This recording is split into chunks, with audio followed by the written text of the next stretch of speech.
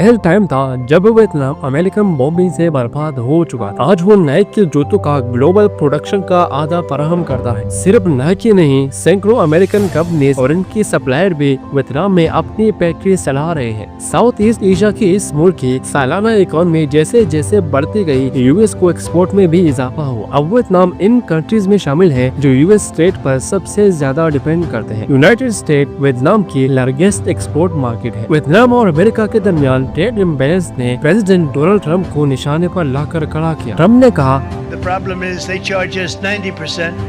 We're going to charge them 46% tariff. अगर Vietnam को American market तक रिसाई ना रही तो इसकी इकोनॉमी पर गहरे असरात होंगे। यही वजह थी कि वियतनाम गवर्नमेंट ने पूरी इक़दाम किए। कई हफ्तों की डिप्लोमेसी के बाद ट्रंप ने ऐलान किया कि दोनों मुमालिकों के दरमियान एक ट्रेड डील हो चुकी है। फौजी जंगों के बारकस ट्रेड वार में खूनरेज़ी नहीं होती, लेकिन नुकसान फिर भी हो सकता है और मुआहदे के बावजूद यूएस वियतनाम इकोनॉमिक रिलेशनशिप गैर यकीनी सूरत-ए-हाल का शिकार है। आज का वियतनाम ग्लोबल सप्लाई चेन का एक अहम हिस्सा बन चुका है।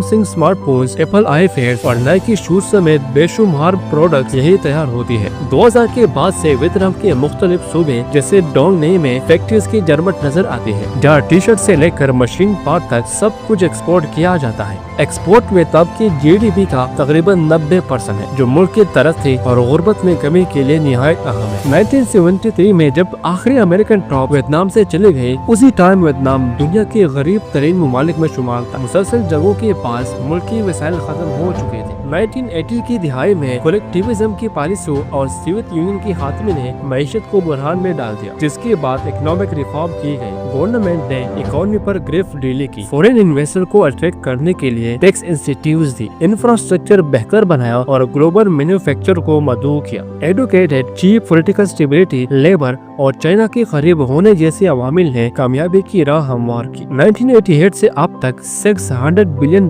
से जायद की फॉरेन इन्वेस्टमेंट वियतनाम में आ चुकी है। आज एक्सपोर्ट मुल्क की इकोनॉमी का इंजन है, जिनमें से 30% से जायद सिर्फ यूनाइटेड स्टेट्स को भेजी जाती है। यही वजह है कि अमेरिका स्टेट डिफिसिट चीन और मेक्सिको के बाद वियतनाम के साथ सबसे ज्यादा है और ये खला ट्रंप के दौर में मजीद बढ़ा। जब अमेरिका ने चीन पर भारी टैरिफ लगाई तो सरमायाकारों ने वियतनाम का रुख किया। चाइना प्लस वन स्ट्रेटेजी के तहत कंपनियों ने अपनी कुछ पैदावार चीन से हटाकर वियतनाम मुंतकिल करने लगे ताकि यूएस टैरिफ से बचा जा सके। वियतनाम गवर्नमेंट ने कुछ हद तक टैरिफ की पेशगोई की थी, मगर 40% का अंदाजा नहीं था। असरात पूरी तौर पर जाहिर हुए। एक्सपोर्ट कंटेनर्स की तादाद सैकड़ों से कम होकर 100 माहाना रह गई, फैक्ट्रीज बंद हो गई, वर्कर्स फारिग होने लगे। वियतनाम ने सबसे पहले व्हाइट हाउस से बातचीत शुरू की। वियतनाम ने कहा कि हम एलएनजी, एयरक्राफ्ट और देकर महंगे यूएस प्रोडक्ट खरीदने को तैयार है ताकि ट्रेड गैप कम हो।